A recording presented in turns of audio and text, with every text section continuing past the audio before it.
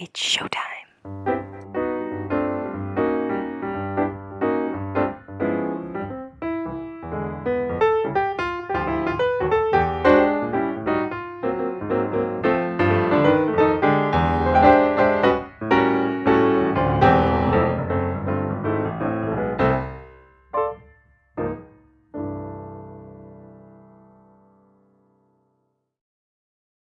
Hello and welcome to Musical Lyrical Lingo. We're your hosts, Tim and LJ. Today and every week we will be discussing musicals, but specifically what they taught us.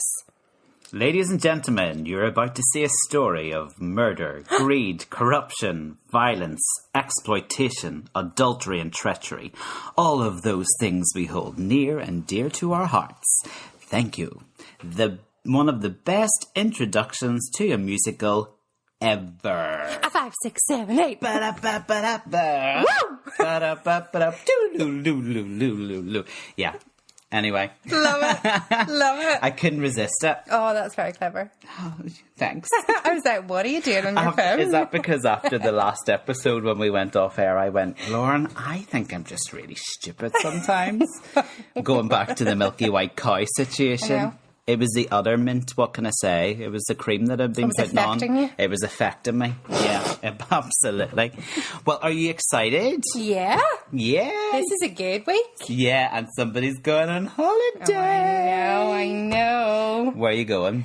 I am going to Chicago. Which is the musical we're also looking at this week, which is the introduction that I read from. Yeah, I know. Have you things planned for your holiday, or are you just going and, what are you doing? What are you doing? So I'm going with my father. Yeah. So looking forward to that, which is me and him, which is nice. Okay, it would have been nice if my sister could have come too, but it's just the two of us. My dad doesn't invite me on his trips. Oh, that's sad. I know. I know. I would love to do we cruise around the Mediterranean. He does some lovely holidays. We're not going to even go there. Okay. Yes. So my maiden name is McClurg, and in Chicago, whatever way you say it, Chicago, there is a lot of McClurg. There's like McClurg Theatre, McClurg Court. No way. So I want to go and do that. But what I found. So I obviously was McClurg married to McNeil. Mm-hmm. So whenever Aaron was like, you can't go and stand on McClurg Street. And I was like, I'm not standing on stinking McNeil. I'm a McClurg, right? Oh, wow. And I said, I doubt there's any McNeil stuff in Chicago. Mm-hmm. So then he goes on and he finds a bar, which is called Lizzie McNeil's on N McClurg Street. No way! Yes. So I am going to stand outside Lizzie McNeil's as a McNeil who was a McClurg on McClurg Street. You know you're going to have to put that picture up on our Instagram now, yeah. Isn't that going to be really exciting? Just like my picture of me at the gym. Did you all see it? Well, I would prefer a few more likes if possible. Thank you. Okay, cool. Yeah, so you're exploring the McClurgs and the McNeils. Yep, and then going to the Art Institute. Oh, nice. Yeah, and very a couple of other museum-y things. Nice. The Bean. We're staying in a very nice hotel. Of course you are. Yeah, a very nice hotel. And we are going to eat Chicago deep dish. So, Chicago deep dish, is this like the pizza? Yeah. Okay, but it's like a pie. Yeah, it's a pie. So, like, the cheese is underneath and the sauce is on top. Oh. Yeah. Oh. I'm going to flog it quite a bit. Yeah. So, I'll link it, or you can, link it to my personal page. And you've never tried anything like that before? No. So that'll be a new experience? Yeah. It'll be interesting to see what you think. Yeah, and Dad and I have really similar taste in food. Aye, okay. So we'll be trying stuff. And because it is just the two of us, we can we want to do that. And we're also going to go to a comedy club. Nice, so like that. And we'll just, don't really know anybody on. So yeah. Lauren, it won't be as funny as this podcast. No, I know. But you know what I'm raging about? What? Chicago is like the second Broadway. Yeah.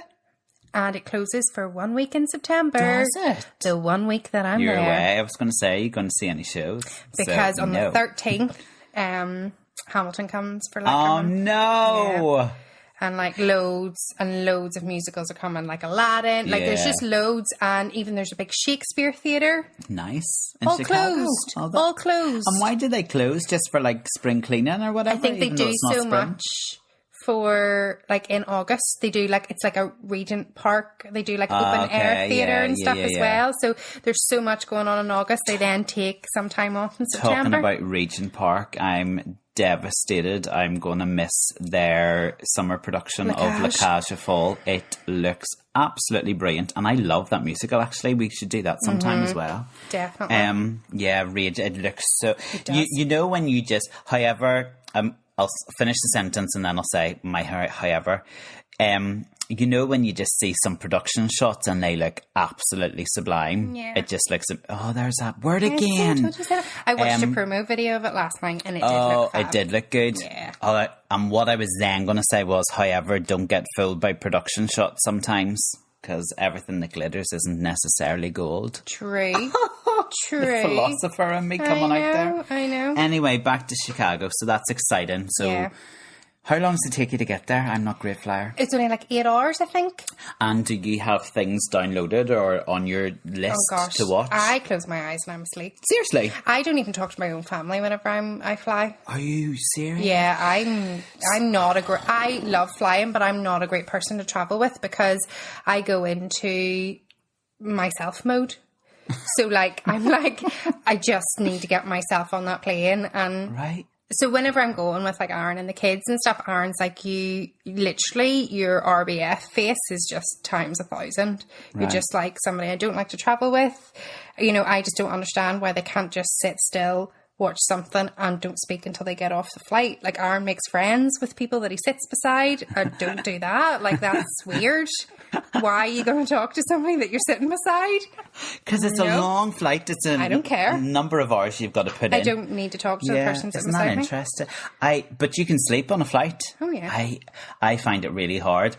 That's one of my vivid memories of the last time I went to America. I think I nearly went insane, because I was trying so hard to get to sleep and I just couldn't get to sleep. And then I also had my brother who was sitting beside me who was high on American cough bottle. Oh.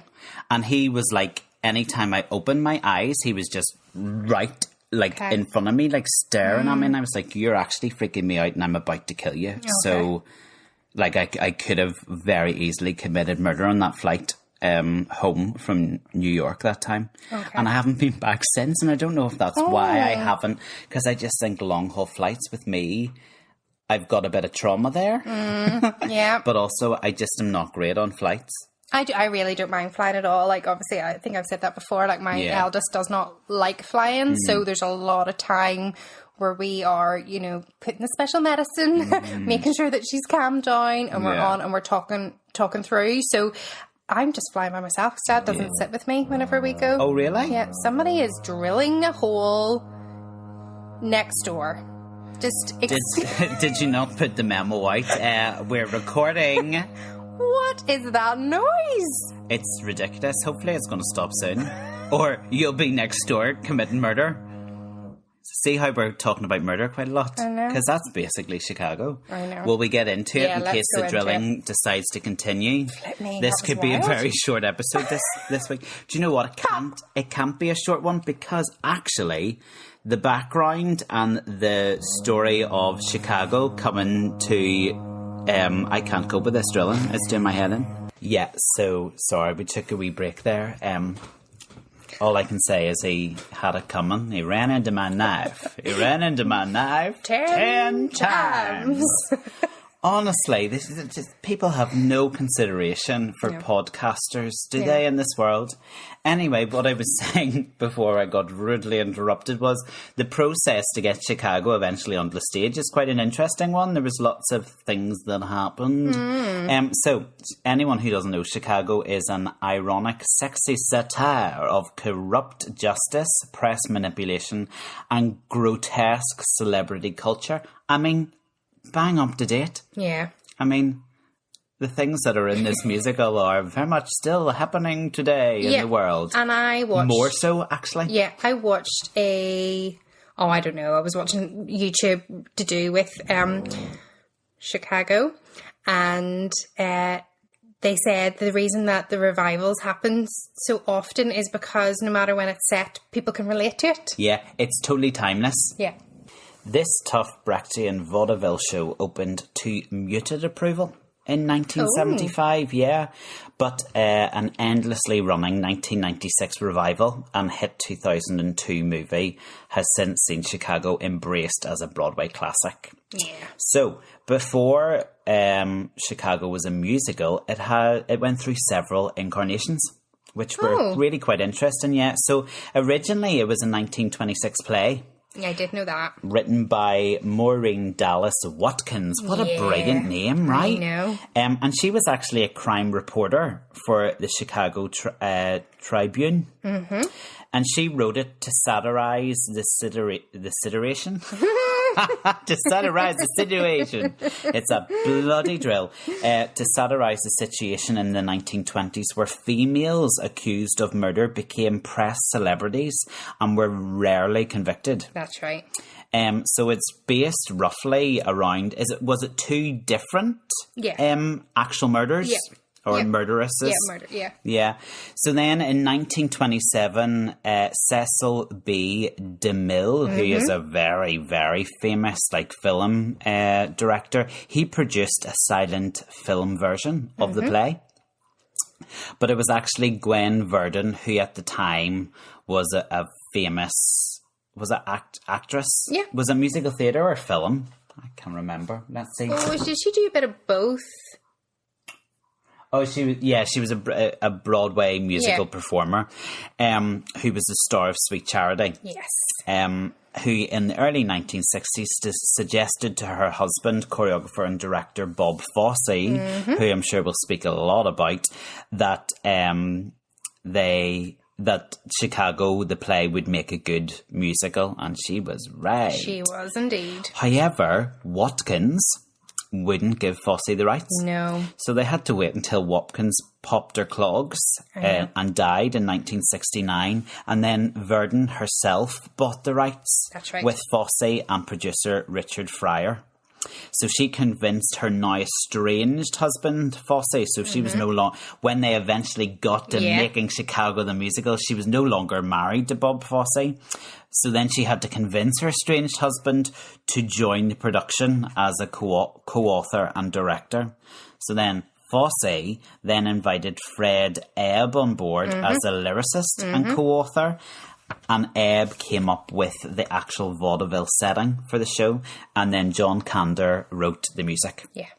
So then, fast forward to actually in rehearsals, Fosse was at that time a really, really busy man. He had Cabaret the musical that he was directing. He had Pippin, another brilliant musical.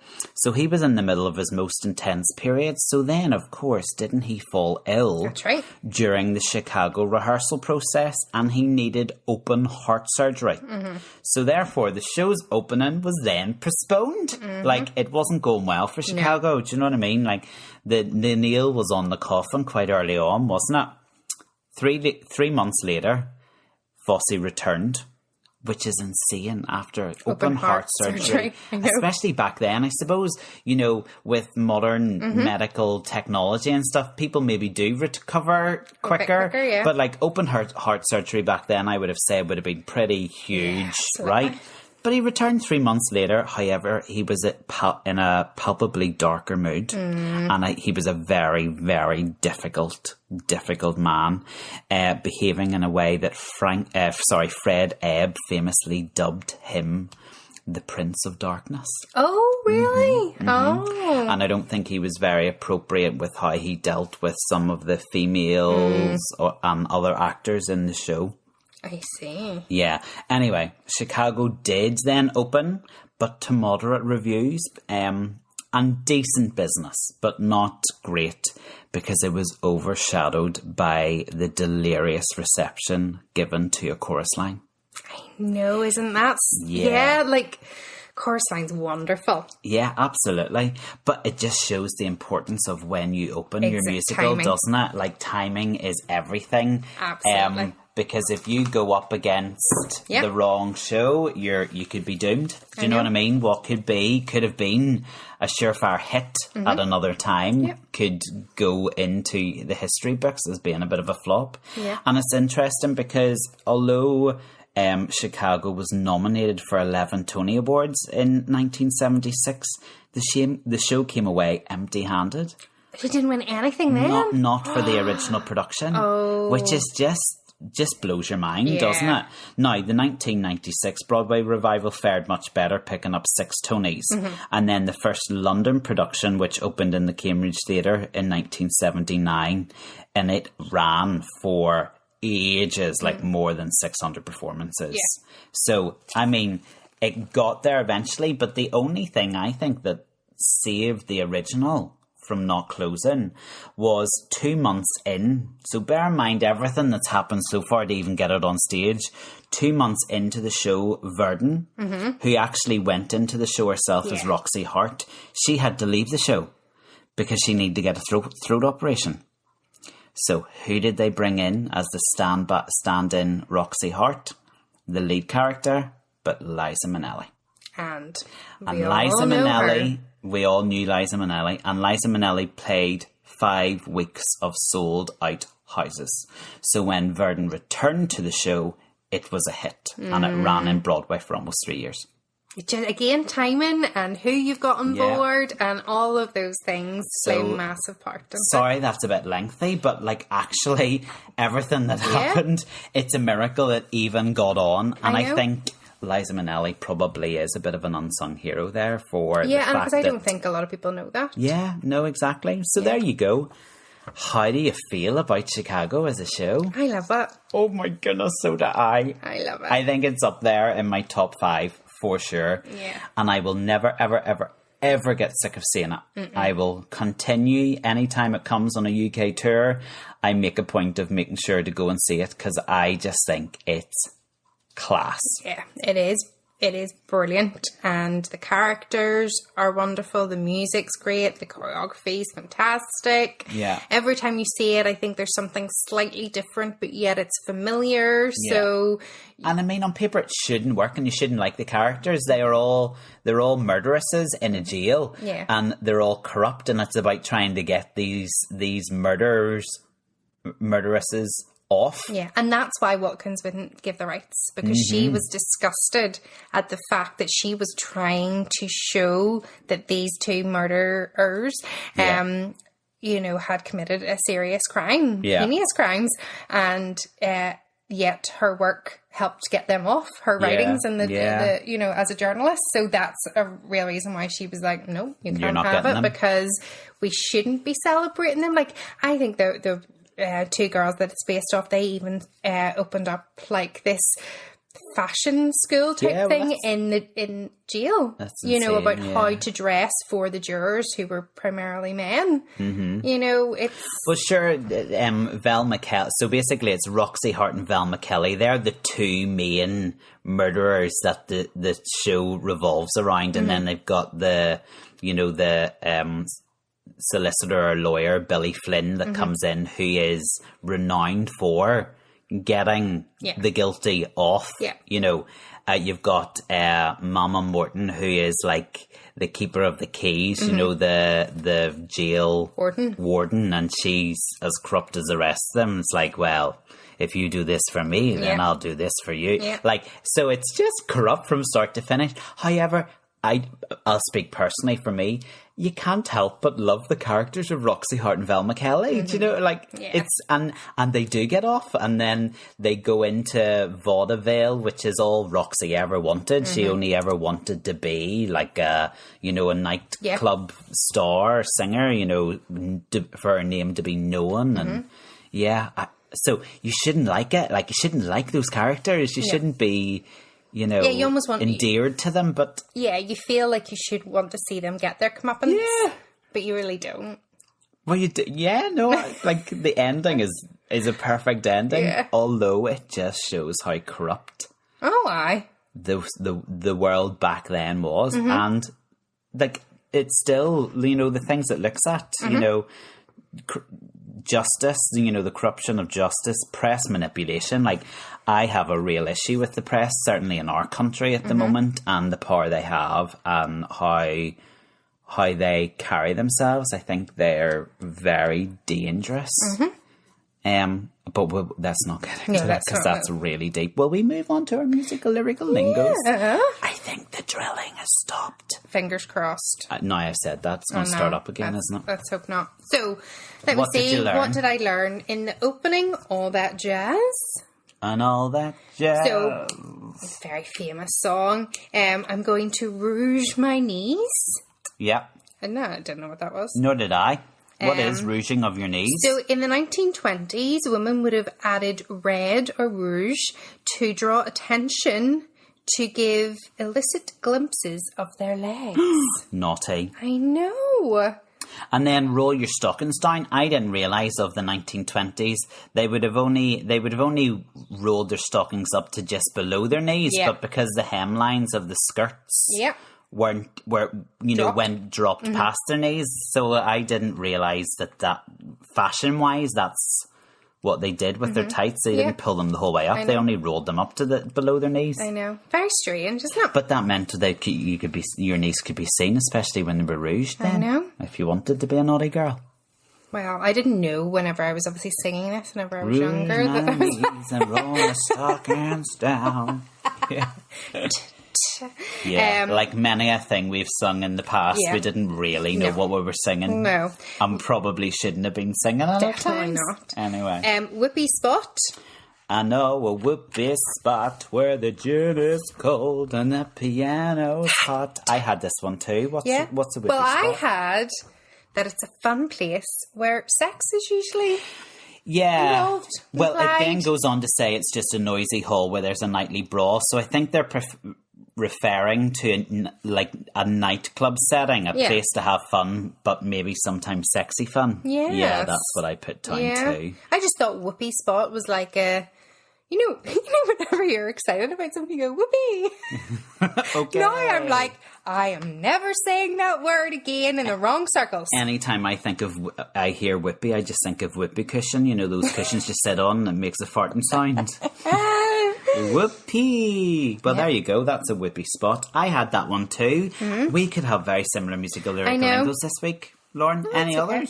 Father Dip. Yeah, did you have that? Yeah, I have. I hear that Father Dip is gonna blow the blues. I didn't know that was a nickname for Louis Armstrong. Yeah, and do you know why? No. So when they talk about Father Dip, they're referring to, it was a nickname for Louis Armstrong. As a young boy, his large mouth and lips had him given the nickname Dippermouth. Oh, okay. But when he was then in his prime, his fellow musicians who were in awe and in affection towards Louis gave him then the nickname Father Dip. But when he was a kid, his big lips and mouth the kids called him Dippermouth. It wasn't a very nice nickname, but then... Yeah. Oh, yeah, no, I didn't know that at all. There you go. Do you have anything else from all that jazz? I do. I've got... there's a line where it says, "Hold on, hun, we're gonna bunny hug. I've got some aspirin down at United Jug." I can't do the lyrics for Chicago without singing it. I just love that's it. Okay.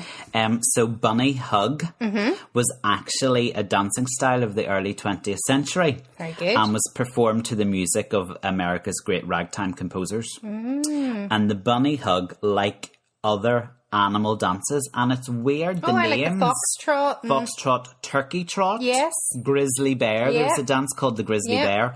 All of those animal dances, as such, caused lots of uproar in polite society at the time. Well, I know those dance moves because of another musical, By the Light of the Silvery Moon. Oh, right, okay. The Doris Day movies. Oh, right, okay. She's going through all them. And I think Bunny Hug or Bunny Hop is mentioned in Addams Family, the musical, as well. Because when I was choreographing it, I had to do a little bit of a research on that one. That's a good musical. We should do sometime. Yes, we say this every week. We should do that musical. We should do that one. I'll add it to my list on my phone. Okay. There's another lyric called, "I bet you lucky Lindy never flew so high." Did you know what that that was about? Nope. So that was referring to Charles Lindbergh, who became the first true global celebrity and sparked a worldwide craze for flying with his 1927 non-stop solo flight, basically the first flight across the Atlantic from New York to Paris in a custom-built one man, one propeller Spirit of St. Louis airplane.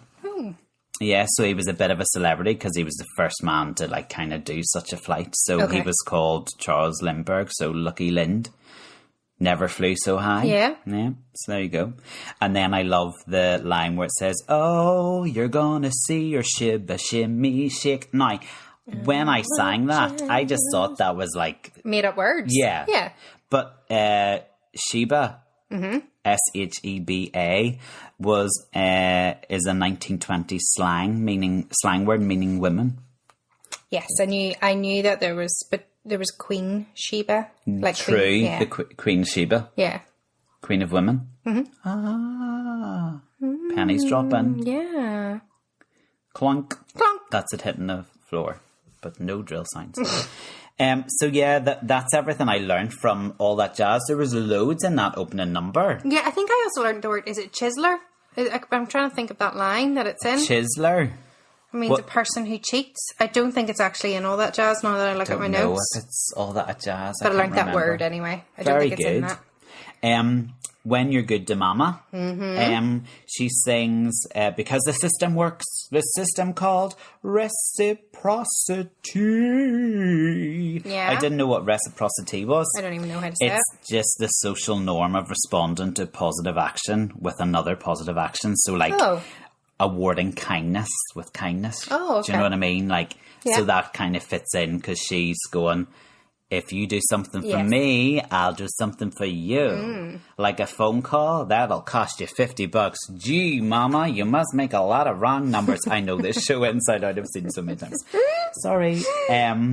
Also, she sings, if you want my gravy, pepper my ragu, which I know there's ulterior meanings. Like there's double meanings to a lot of what she's singing because I think she's also a wee bit interested in the girlies. But I didn't know what ragu was because at that time I wasn't into my cooking, which I am now. But ragu obviously is a stew, so you can pepper your stew or you can pepper mama. Moving on quickly. Again, another double meaning. She sings, let's all stroke together. I'm doing the actions like the Princeton crew. Not those actions. I was doing the actions of rowing. Yeah, that's totally what it looked like. It refers to like the rowing competition, especially those Ivy League universities like Princeton University. So that, obviously, and then the other meaning. So yeah, I learned a bit from Mama. Do you have any others? Both reach for the gun. Oh yes, oh yes, oh yes, we both. Oh yes, we both. Oh yes, we both reach for the gun. Sorry. Yep, bureau is also a side cabinet. Yeah, that's where she reached for her the pistol. Yeah, in my bureau. Yeah. Am I getting too much? Is no, this too you're much? good. I'm loving it. I feel like they're really going to connect. I feel like I need to watch it. Yes. That's what I feel. Yeah, like after doing this, I was like, I'm going to watch this. And I haven't watched the movie in ages. Yeah. Sorry, there was a movie, by the way. We didn't mention the movie. Yeah. 2002. We'll get on to the movie later. Will. Then Roxy, where she... Roxy. So, Roxy kind of... Well, I suppose it's kind of done that way more in the film than it is in the stage show. Is that a lot of Roxy's songs are in her head. Okay. Yeah, I think it's more of a film thing. That's what I mean. Yeah. So that's kind of how it's done in the film. I think that's how the creative team decided to portray the musical. Yeah, because in the musical, the majority of the characters talk to the audience. Yes, they break that fourth wall, don't they? So there's a lot of monologue moments, especially Roxy is probably the biggest monologue in the whole show. Yeah. So I think to try and do that in a film, though it can be done, it's a little bit more insincere. Yeah.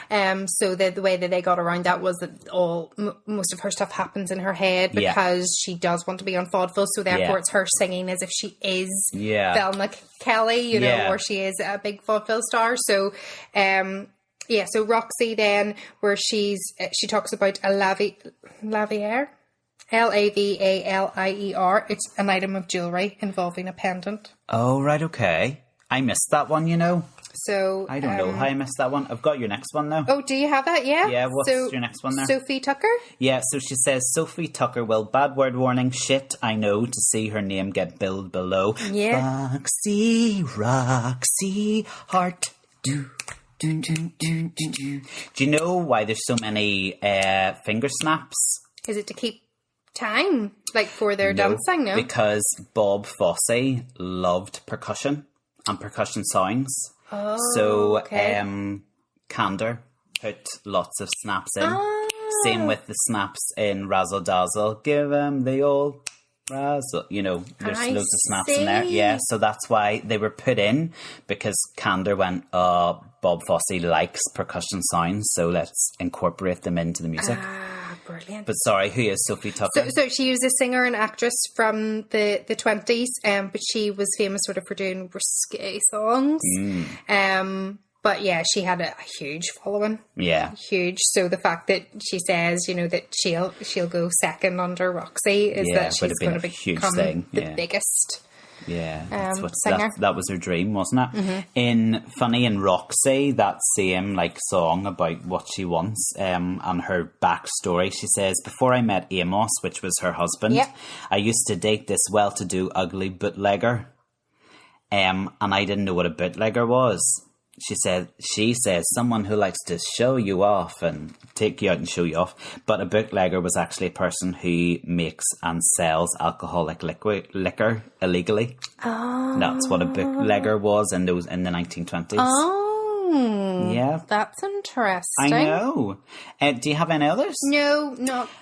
I had a few from Razzle Dazzle. Okay. So Razzle Dazzle is one of Billy Flynn's, the lawyer's numbers, and basically he takes Roxy on to his books, so he's going to represent her, and it just comes before her trial, and he goes, basically, you need to give them the razzle dazzle, put on an act, you know, make them fall in love with you, make them love you, and he said, one of the lyrics he says is, give him a show that's so splendiferous, brilliant word, row after row will grow vociferous. And I didn't know what vociferous means. And it just means we become, basically row after row in the courtroom, we become more vocal, outspoken, eager, enthusiastic, raucous, noisy, rowdy. So therefore, if you have fans like that, then you're more likely to get off because people are talking about your... That's it. Put on such a show that's so splendiferous as such that you'll have them... raucous and really enthusiastic for you. Yeah, which is clever, clever lyric. Also then, he says, back in the days of old Methuselah. Now, I had heard Methuselah, but I didn't know who Methuselah was. Am I right in saying biblical? Biblical person, biblical patriarch who had the longest lifespan of all of those given in the Bible, having died at the age of 969. Let's go with that. I might be completely wrong, but when I googled Al Methuselah, that's what came up. There you go. Google's rarely wrong. Billy Flynn also sings, though you are stiffer than a girder, they'll let you get away with murder. Yeah, I didn't know what girder was.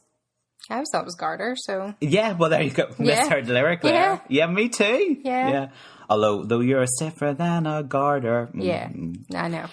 A girder is a beam used in construction. Okay. That's why I wouldn't know. Yeah, exactly. Building and technology, not my forte. Okay. I can give the razzle dazzle, but I couldn't do the building stuff. You won't see me on a building site, that's for sure. So there you go. Those are my... And also the fact that I have learned also the fact that you can get away with murder, unfortunately. Yeah. It's happened many a time in history, but we're not going to go deep, Barbara. No. There we go. Yeah, that was good. I love it. It's a great show. I know it is. Great show. It is. It's really good. Do you have any memories? Yeah, memory involving you. Oh, God. Here we go. Well, no, it's not a bad one. It's just that we went to see it. Your mum and dad and my mum. Did and we? us, I don't ever remember this. We went to the Odyssey to see it in Oh, Belfast. the film. The film, Oh, yeah, sorry, okay, we went to see yeah. it. And then as friends, just a couple of us went after Godspell rehearsals. And I do remember that because there is actually a picture of us all standing outside the cinema, isn't there? Yeah. But yeah, we went, and I remember... So it must have been the first time that we'd gone to the cinema. Like, my mum had been to the cinema with your mum and dad. And your mum and dad, I don't know if it was just in Chicago or what, but we watched the whole film, and we watched every single credit. Oh no, we stayed till the end. Yeah, okay. Yeah. And my mum turned around to you and said, "Is this a normal thing?" And you went, "Yes." Yeah. We were like, "Oh, okay, so we'll just wait until Especially because you've got the music, like you've got the music in the credits as well, and no? No. Is that not a done thing? No. Well, not in our family, we didn't. Well, we just got we'll it. have to put out a poll on Instagram to see who stays till the only end time of theatre credits. I would stay till the end credits is like a Marvel movie now, because you always know that there's going to be like There's something that comes at the end. Fair enough. You see, I think that's as bad. Getting up and leaving during the credits in the film, I think that's as bad as getting up and leaving during the band's play out at the end of a musical. When the curtain goes down and the cast go off and the band play the show out. It really annoys me when people get up and start leaving. I'm like, hello, I know. Musicians. They're still value working. the musicians, please. They deserve a wee round of applause when they finish. Well, yeah, but that was the first time that we'd ever experienced staying to the very end. The very You end. didn't change your habits. And I mean, like, you guys were engrossed in, like... 100%. It wasn't like you were just there doing it. We have to stay till the end. You were chatting about something else. You were watching all those names. Yeah. So that is what that is. Maybe we're the weird. No, I don't know. Like, I don't know. I always I would loved that. still do that now. Like, Well, I mean, if that's what you grew up yeah. doing. So that's one of my That's memories. I knew that my mum had seen the musical, but she only ever got to see the first half. So obviously, as we know, that my dad's not a massive musical fan. And one of their London trips, they had booked to go and see Chicago, but Dad had booked dinner, and it wasn't going to be. It was going to be like. Did your mum not near kill him? So I don't think she was best. You had to leave early. It wasn't me. It was just a wee trip, the two of them. No, they had to leave. Your mum had to leave early just so that they could make dinner reservations. Yeah. Oh no. Yeah, so there's that. And then I took my mum and dad. We went to London just as we got our GCSE results, actually, and our friend Karen from school, and we went and seen Chicago. Oh, brilliant. So it was. I always have those memories. And my mum loved the song Mr. Cellophane. Yeah, we haven't really talked about it. Because she felt that was her. Oh, nobody noticed your mummy. That's what she used to say. And it cracks me up. Like, it really does. I totally get it now as a mum myself. All right, okay. Where you're like, I do something and nobody notices. Yeah. But as soon as I don't do it, people complain. Yeah. So anyone who doesn't know the show, Mr. Cellophane is sung by Amos, who is Roxy Hart's husband, but is just totally overshadowed and is quite a quiet man anyway. Isn't the type that you would have expected to have been with Roxy anyway, because Roxy is so ambitious and sexy and go-getty, and Amos is just a quiet, normal wee man. Do you know what I mean?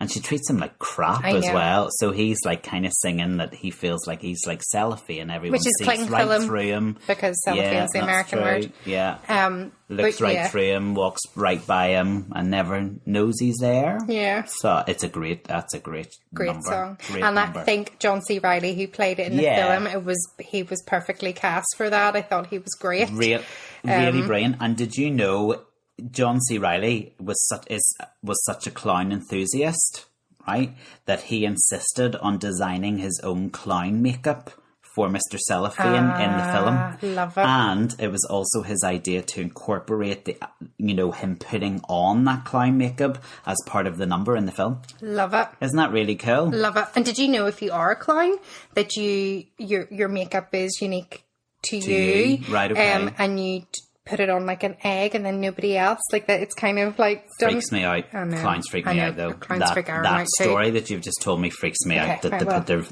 their makeup on an egg and all the rest of it, and something bad will happen if anyone else tries to do their makeup or whatever.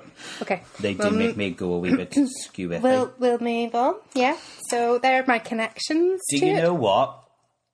What? My earliest musical theatre memory connection is to this show. I know this. Which is insane. I know. I'm not, as you know, my memory is not great. So you've brought up, even today, you've brought up things like going to the cinema and watching this. I don't recall that. I just don't remember. But one of my first ever, most vivid memories of experiencing musical theatre was when I was 5 or 6, maybe even 4. And my dad would have been involved back in the day as musical director for different amateur productions. And I remember sitting beside my dad at the keyboard when he was musical directing a amateur production of Chicago, which just is insane because this show is about corruption, murder, exploitation, adultery, all those things I read out at the beginning of the podcast. Also, they're kind of dressed a bit sexy and scantily clad, like, you know, bra, knickers and lingerie and that type of thing. High heels, fishnets. Yeah, you know, it's not... That actually, when you see it, like,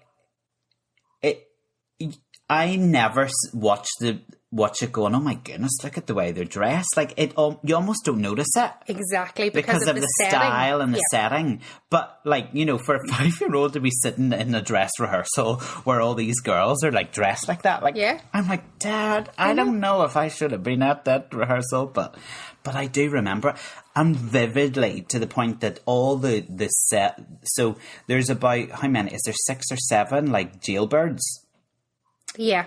Because they do a brilliant number called Cell Block Tango where each of them kind of tell their own story as to why they're there. Fantastic number.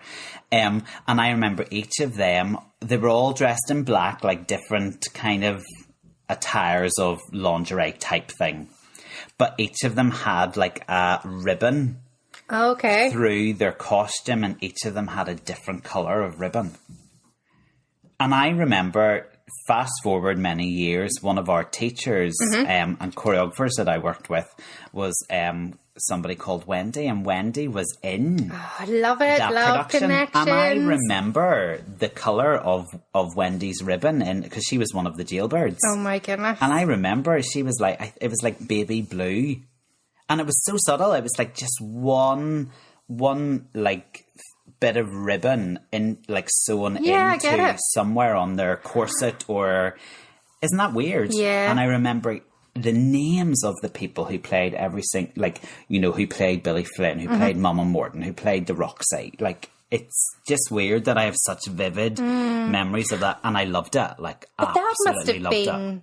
Was that like risky for those guys to be involved in that at the time, or was it like a shock that they were doing that? Very lucky, because I actually think with regards to amateur rights for Chicago, they were never available for any amount of time. Like, I think that was the last time that they were available for an amateur company to do. Do you know what I mean? Because let's be honest, it's constantly been on UK tours or in the West End, and any time a show's on a UK tour, you normally can't get the rights for that show. So I would have said 100% would have been quite risky, especially for a wee Bangor company. Do you know what I mean? And Bangor people wouldn't be overly the most adventurous. So exciting. Yeah, I know. Yeah, like...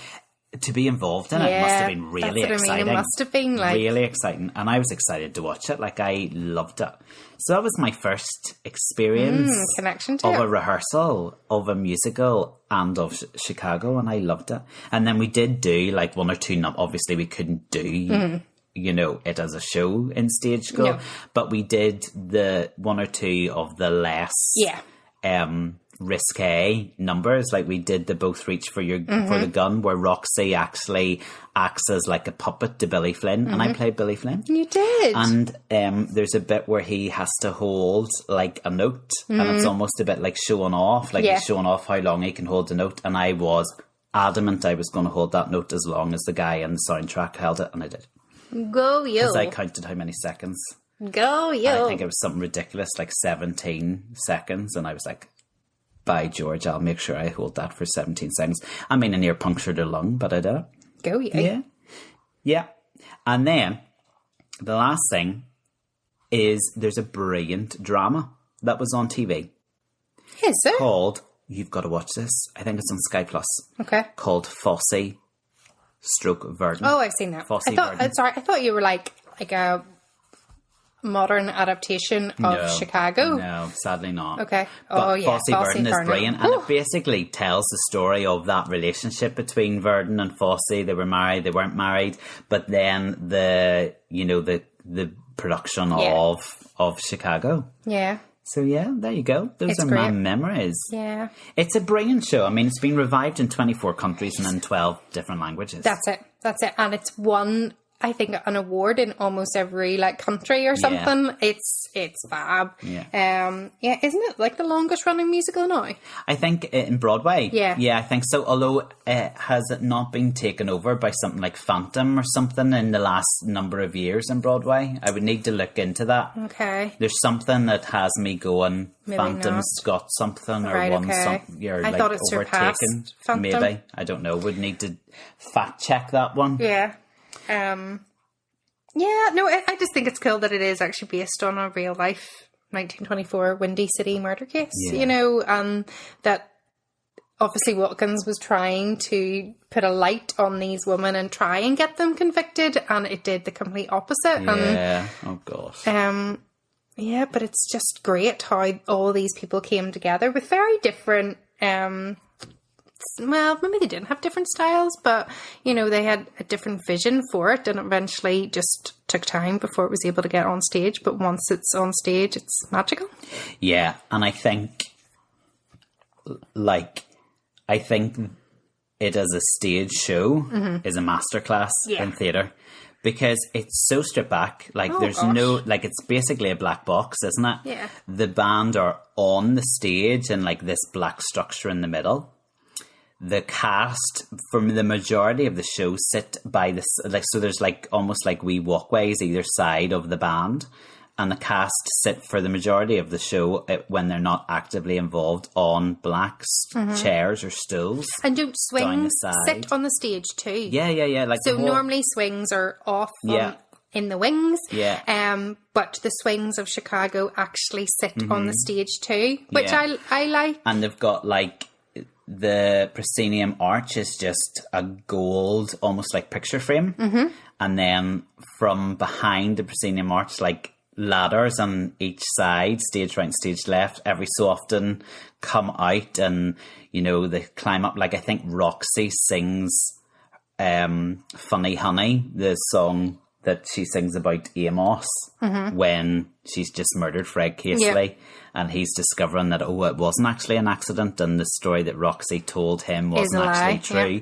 I think she sings it, halfway up the ladder, and it's just sublime. So it shows less is more actually sometimes, and costume, they're all in black.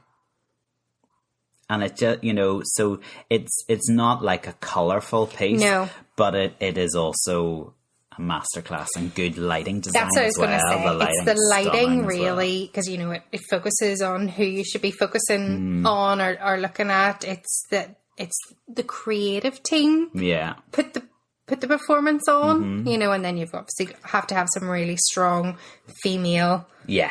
Actresses to play those two roles.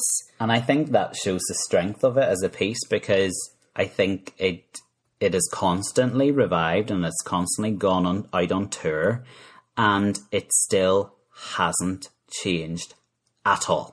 It is still a carbon copy of the original Bob Fosse, and it was slightly tweaked, I think, a couple of years, I think maybe the next revival after Bob Fosse was no longer there by Anne Rankin, and I think, was she married to him, or she was certainly the girlfriend after Verdon, wasn't it? Yeah. And, she kind of updated it a bit at that time, but still in the style of Bob Fosse, do you know what I mean? And I think since then it hasn't changed. And every so often, you know, shows that maybe go out on another round of tours, it's updated a bit, and it, you know, the majority might still be there, but there will be changes, and that hasn't had to happen with Chicago because it doesn't need fixed. No, it's fab. It really is. And it's a real entertaining piece. Yeah, it's and you do come away going, I was at a vaudeville show, or I was at, you know, I was at a performance.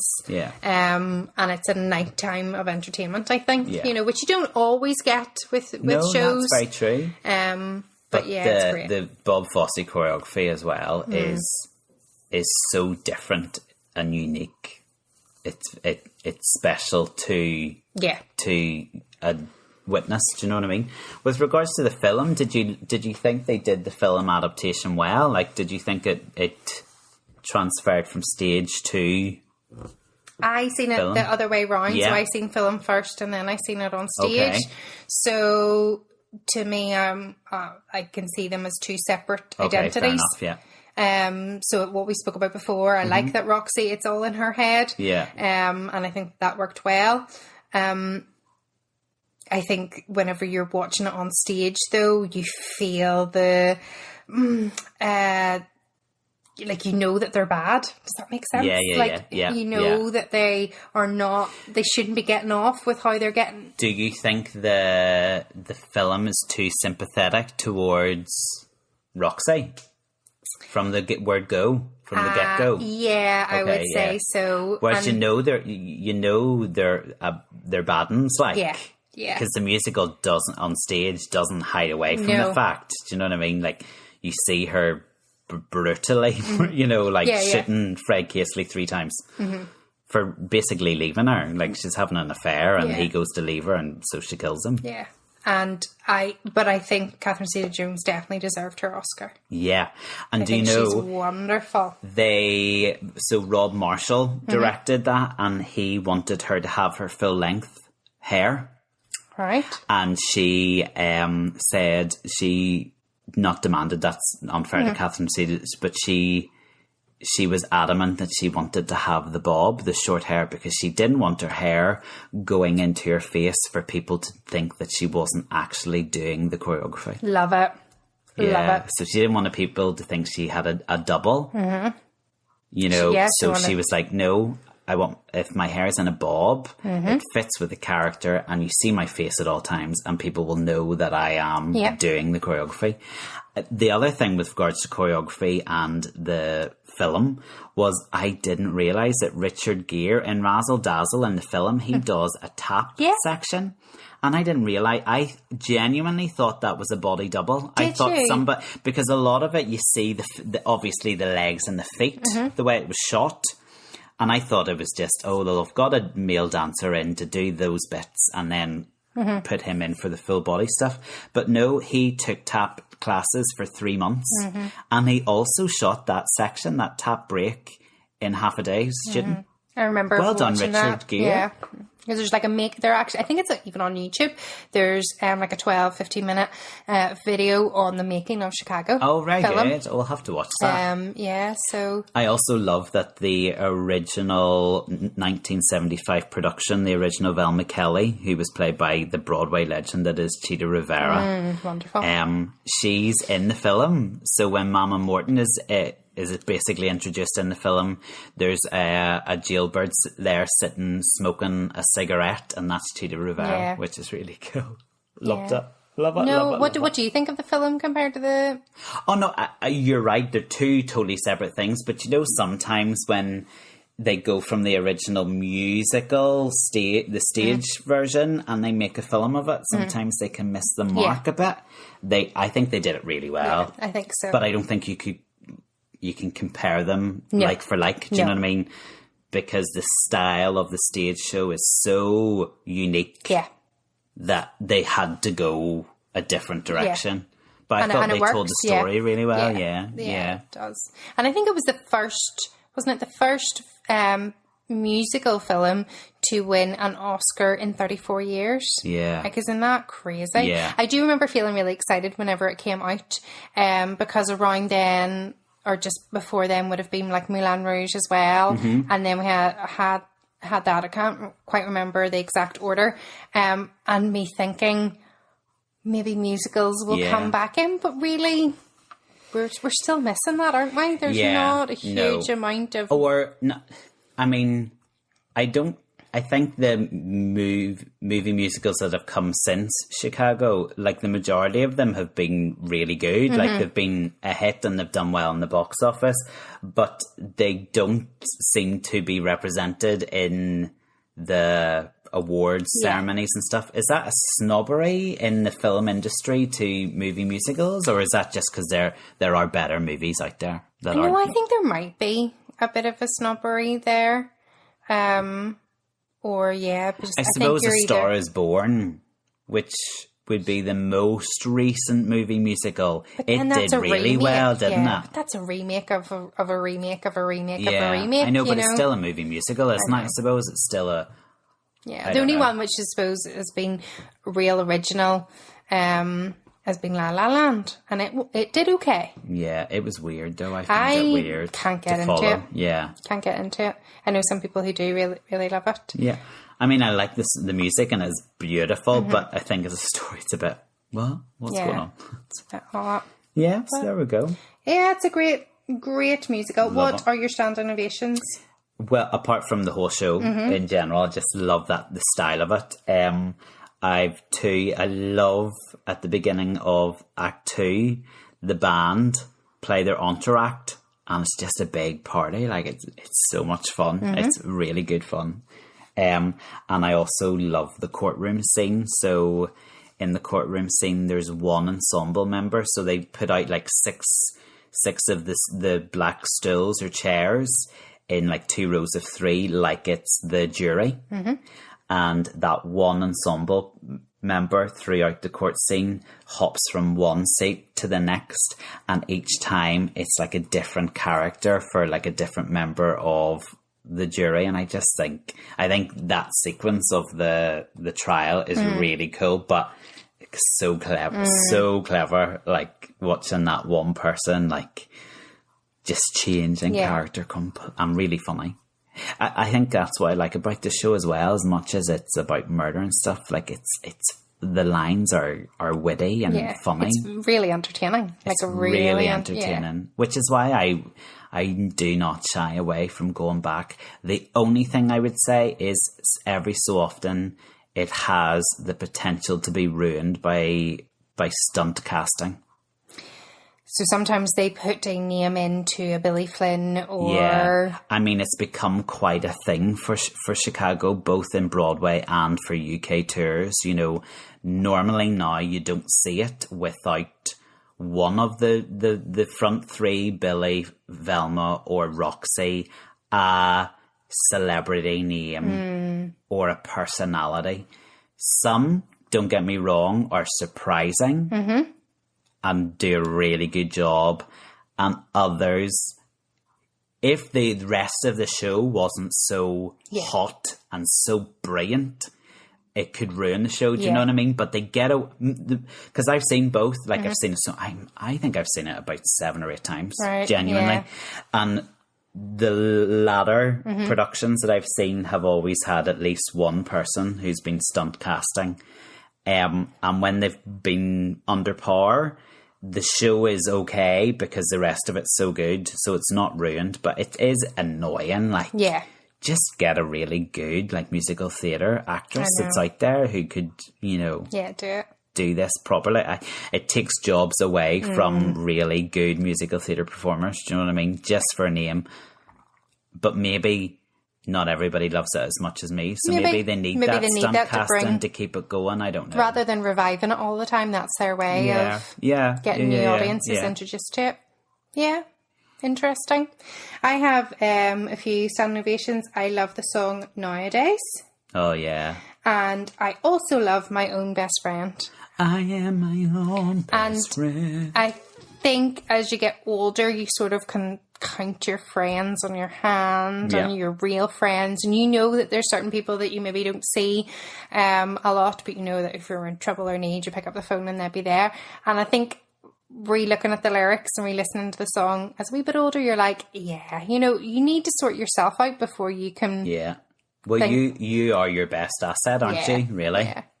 You know, and it doesn't matter, you know, especially when you're younger, you're like, I have 15 friends or I have like 25 friends. I remember my sister used to like go to the park and she'd be like, this is my best friend. Like, how long have you known her? 5 minutes. You know, when you're younger, you just always had a friend. Yeah. But yeah, whenever you're older, you know, you have to be content in yourself.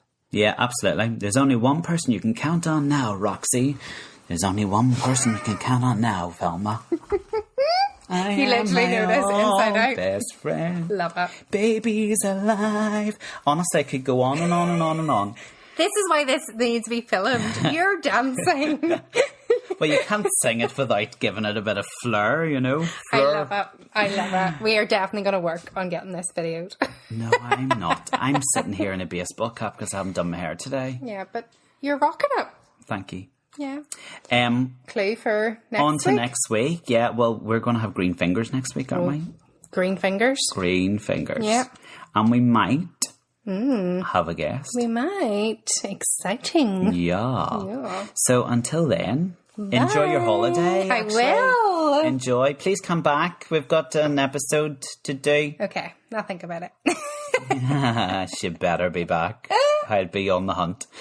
See you next week. Bye. Scooby-Doo. Whoopee. Hatcha. Dipshits.